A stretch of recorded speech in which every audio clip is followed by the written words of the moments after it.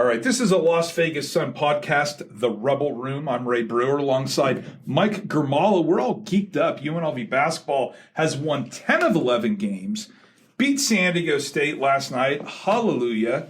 And they've got a ton of momentum. Maybe I listened a little too much, Mike, to the CBS telecast, but CBS, I think Wally Zerbiak, says that UNLV is the hottest team in Division I, and nobody wants to play them. I'd have a hard time arguing against that. They are red hot, 10 out of 11, could be 11 in a row. They've got a bunch of top 25 wins in there. They've gone from 2-4 season over to now they're 12-5. If they win on Saturday and they get one other result in their favor or two other results, they could be co-champions of the Mountain West. They could hang a banner this season because also because of the way Mountain West does their standings, but they could be hanging a Mountain West championship banner. That's a crazy turnaround, and it does speak to just how hot they are right now. You talk about peaking at the right time. This is the ultimate example of it. Yeah, and the crazy thing is we've been doing this Rebel Room for ages, and we always talk about you want to get hot as the calendar flips to March. And in my vision, this is the most unlikely team to get hot in recent memory, because you look at some of the ugly, right? The loss to Southern, the loss to Air Force by 30-some points, right? Mm-hmm. Blowing the lead against Utah State. Again, a good team, but they lost the lead, even though it was garbage at the end, 5-point play. I get it. And then you look at the injuries. Jalen Hill, ACL, out for the year. Webster got hurt, maybe a blessing in disguise because that paved the way. And now all of a sudden, this team has really taken shape, not how we thought it would, and they've got better. And that is a complete testament to Kevin Kruger. I really thought, and this is the Air Force game at Air Force 2 weeks ago, I thought he was coaching for his career. If they lost that game, I thought that he was out. You're not alone in that. Okay. I had, some other people saying that for that game specifically, because a sweep at the hands of Air Force this year would have been tough. But yeah, I don't think Kevin Kruger completely off the hot seat. He's safe. You're excited about what they have coming back next year, Kruger included. So that's one thing that he's done with this winning streak. And to speak to your point about how no one really saw this coming, this is a team that the biggest issue through the first half was just consistency. And they would have games every 3 or 4 games, they would just not show up, or they would have a game where they just they'd have one of those games where they wouldn't beat anyone, no matter who was on the floor against them that night. They lost to Southern, they didn't show up. They lost to Air Force, they didn't show up. That's so embarrassing, because if you win both, they're 20-10 right now, correct? Yeah. If they're 22-8 with wins over ranked Creighton, ranked CSU, ranked San Diego State, New Mexico twice New Mexico, hot streak at the end.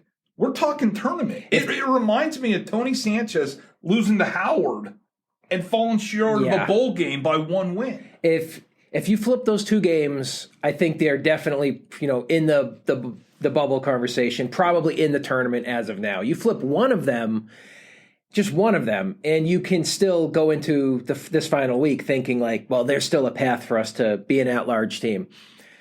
So yeah, so the fact that they went from that, you didn't really know if they were going to show up every night, to now 11 games in a row. They're hammering teams. They're the most physical team in the conference. They are just a load to handle. They're doing it every night. That's the part that's most surprising to me. They haven't really had any slip-ups. They've had some close games. They've had some close calls. Overtime at Wyoming, some games where they didn't play their best. But I feel like they have brought it every night during this 11-game stretch. So that's the thing that's most surprising. The turnaround, I would say, when you're talking about the team coalescing, 2 main factors: Rob Whaley going into the starting lineup and emerging as, your second best player.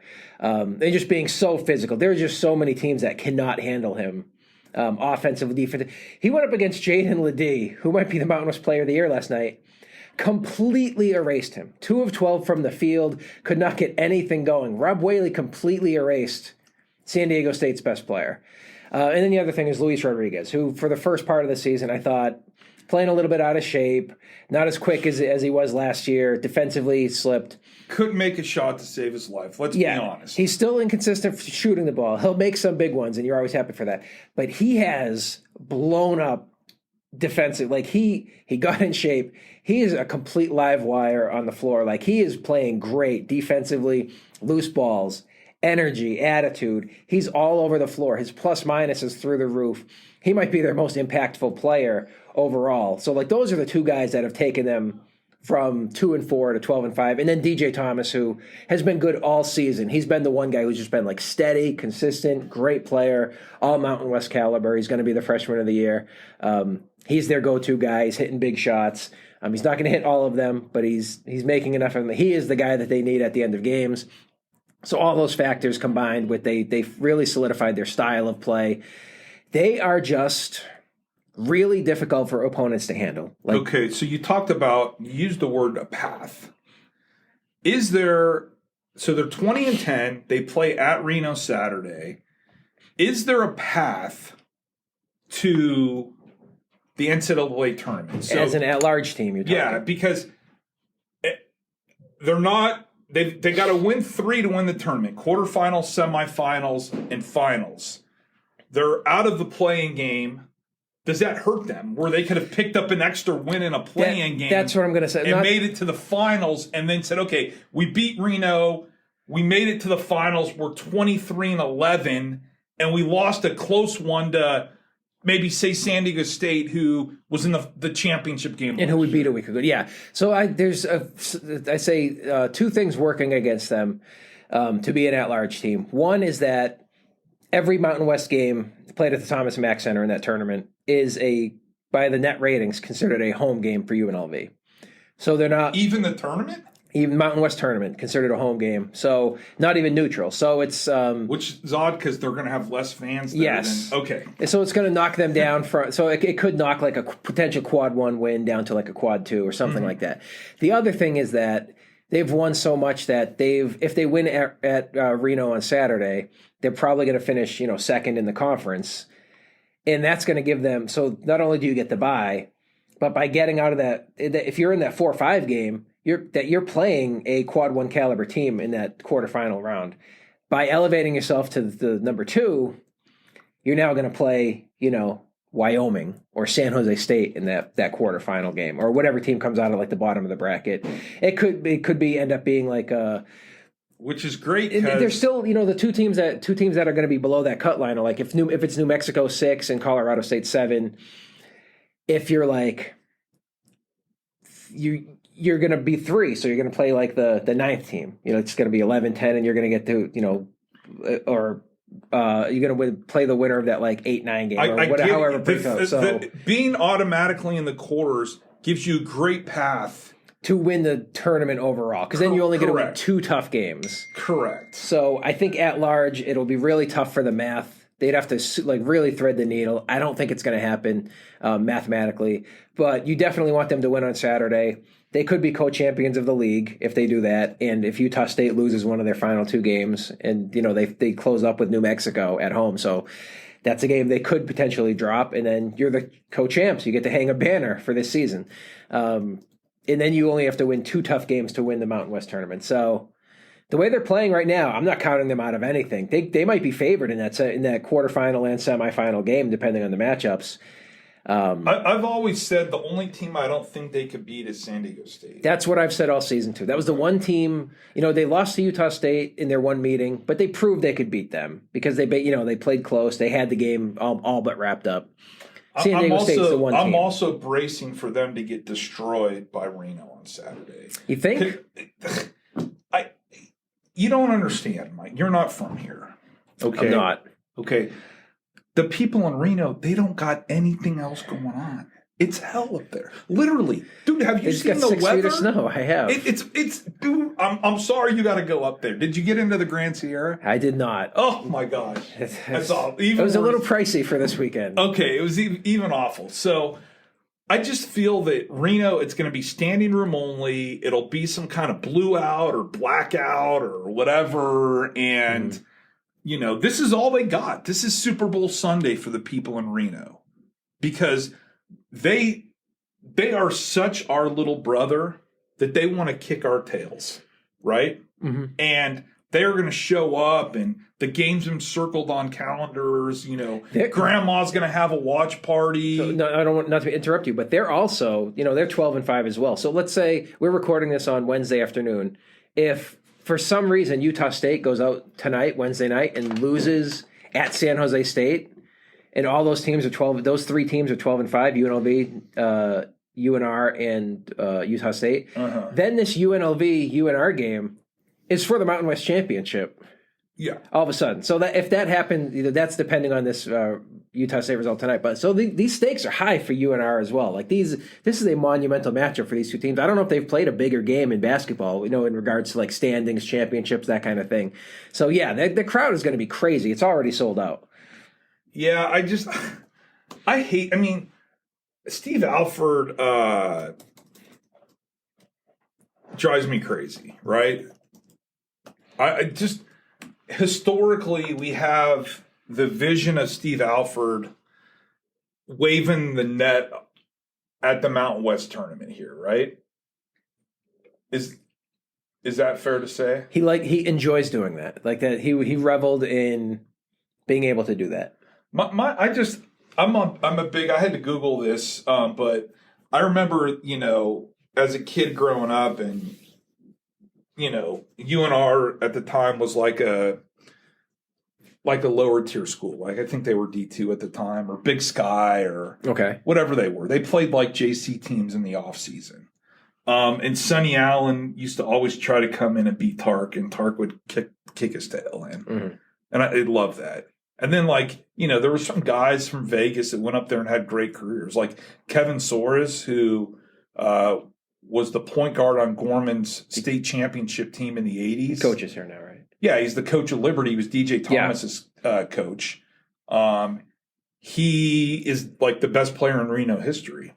Like a ton of assists. Leads Reno all time. He was the Big Sky Conference Player of the Year in 92. I think he's their all-time leading assists holder. I think he's in their Hall of Fame. But I love the days when, of course, UNLV fans, they're guilty of what? Living in the past, right? Mm-hmm. So even when we talk about this rivalry that we really took for granted over the years because it was just a given, Tark was going to beat Sonny Allen or Tark was going to beat UNR. And then even when they kind of got in the same league, Charlie Spoonhauer and Marcus Banks were going to somehow figure a way to win. And Lonnie was going to find a way to beat him. And right. And all these coaches, even like Menzies went up there in one year, right? And yep. We were concerned with, Duke beating Duke and then beating BYU, right? I don't think, the modern day people will tell you the BYU UNLV rivalry was so good. And now it's just like, who can they beat? At this hour, you lose to Air Force and Southern, and that's going to define your season. You could have been to the tournament. Kruger could have got an extension because you lost to Air Force and Southern. Think about that. So that's why you're worried about this game Saturday. Oh, I'm worried about this game Saturday because Reno's got to be a 5-6 point favorite, don't you think? Here's what I'm going to say that may calm your fears a little bit. I thought in the first meeting, and this is going to sound, somewhat homerish, I thought that Reno got a lot of good breaks in that game. I thought they got really lucky. They made some shots that on possessions where UNLV just defended the heck out of them, and they did not get quality looks, but they made some of those shots. I think that, their best or second best player is Keenan Blackshear. He's a big guard. And Luis Rodriguez dominates him. He can't do anything against Luis Rodriguez. Rodriguez is going to completely take him out of the game. I'm pretty confident in that. So combine those two things, I thought Reno was very lucky to come out to get that, the final 2 minutes, that run they went on to win that game. I feel like UNLV going up there for payback. An 8-0 run. They're playing even better now than they were at that time. I like their chances a lot. Like if you see them, -6 somewhere or +6, you should probably take that. I just can't believe that you go back to that initial game. I think they gave up 8 straight with under 2 to play. Yeah, I'd have to go back and look at it. And DJ Thomas missed the two free throws. Yep. Yeah, a lot of things went wrong. And like I said, I thought UNLV could have been up by 15 points in the first half if some things had gone differently, if they'd gotten a couple. I thought, there were multiple times where offensive rebounds bounced directly to Wolfpack players, not because they worked for it, but they just got good bounces right into their hands, and then they put it back in. I saw a lot of that throughout the game. So talk about meat left on the bone, right? St. Mary's. Double overtime loss. They had a chance to win that one a few times. What about this one? At the buzzer, Marymount. Yeah. Game you shouldn't have lost, right? I think that was a DJ Thomas little mid-range shot to win it. Yep. Missed that. Would love to have that Richmond game back. Good opportunity for a Tier 1 win. That, to me, that was the low point of this. I know that the Air Force game felt like that's a devastating loss, and you talk about you were worried Kruger was going to get fired and all that. To me, I have not seen the team look worse than when they went to Florida for that tournament. They got blown out twice. Mm-hmm. After the game, the attitude, backstage or back in the tunnel, was dead. That was a dead team walking. Mm-hmm. So to come back from that to this now, and they did have some missed opportunities this season. If they lose in the semifinals or the finals of the tournament, and they play in the NIT, and even if they have a nice little run there, it's definitely going to be a woulda, coulda season based on what's happening. It's just this season of UNLV athletics has just left us so unfulfilled, right? Football has this magical, historic season. They win 9 games, maybe the best team since the 80s, if not all time altogether. Yet, they closed the season with 3 straight losses. I was just going to say, they lost the Mountain West Championship game when they had all the momentum. They lost a bowl game, and I feel like that didn't ruin the season for anyone. People are still excited about them. Whereas, do you not feel that for basketball? If they just miss the NCAA tournament, and are you going to feel like it's not going to feel the same? I would. My thing is the standards are different, Mike. Of course. Okay, I'm glad we agree. Because they have, it's just UNLV hasn't been in the tournament since, what are we going on, 11 seasons 11 now? Seasons. Okay.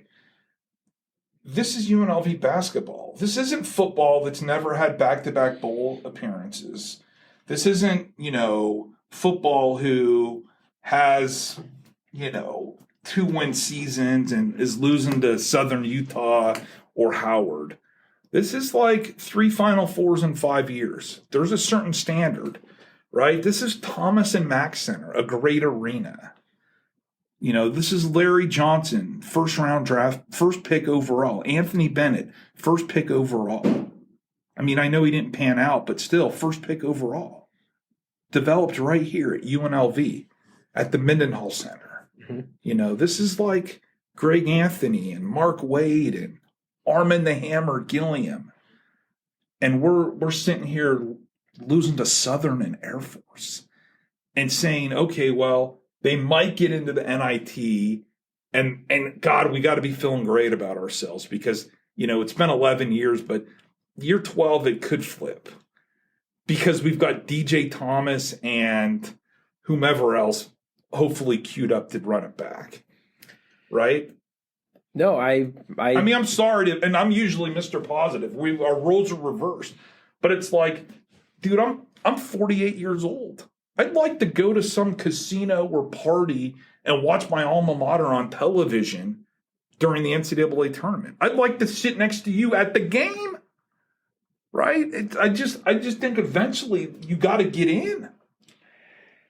Yeah, that's got to be the standard. It does. They're not that far away.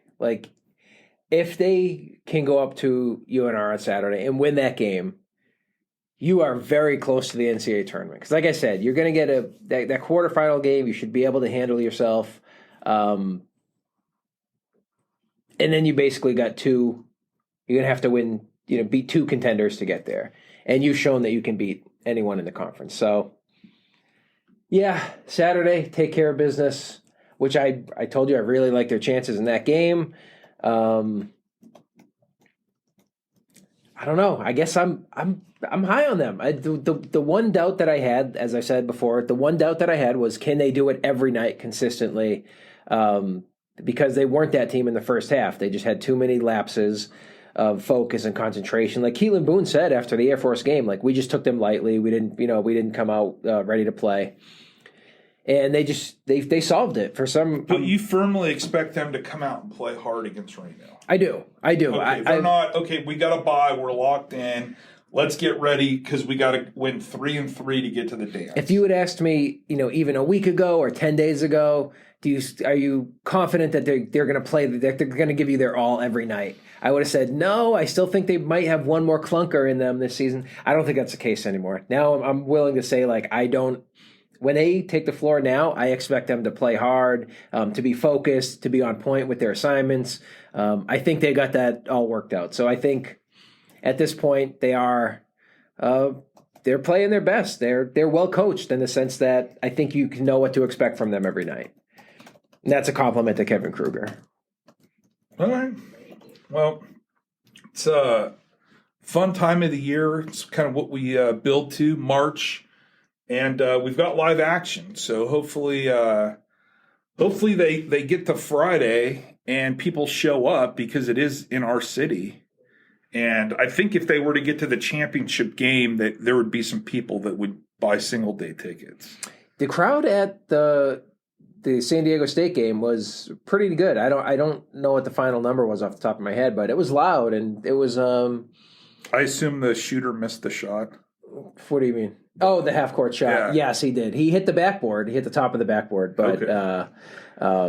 Yeah, and so they got a decent crowd. I wouldn't say that they had an impact on the game. It wasn't so raucous that it changed that the way San Diego State played or anything. But probably the best crowd of the year for sure. And I don't know. It hasn't really carried over to the Mountain West tournament in recent years. So I don't really expect them to have much of a home advantage at all. I think if they play New Mexico, they're going to be vastly outnumbered in terms of fans. I think if they play San Diego State, they're going to be outnumbered. So I wouldn't really count on a spike in attendance this year, next year maybe. But I just think there's so much to do in town. People aren't like there'd be like during Lon's years when they were playing BYU in the finals, the thing was packed. Standing room only, and it was fun. So for whatever that's worth. No, even whatever the crowd is, they're used to playing at the Thomas and Mack Center without much of a crowd, and they've proven that like they can still play well. So I don't think they need some kind of home court advantage in the Mountain West tournament. They haven't had one in the past. Sure. As much as the coaches around the league like to complain that the Thomas and Mack is some kind of advantage for UNLV, it's really not. They do a good job of transforming it into a neutral court experience. So if they win or lose, it's going to be on their merits and what happens on the floor. And I probably pick them right now to win it. Yeah, in a perfect world, somebody else would beat San Diego State.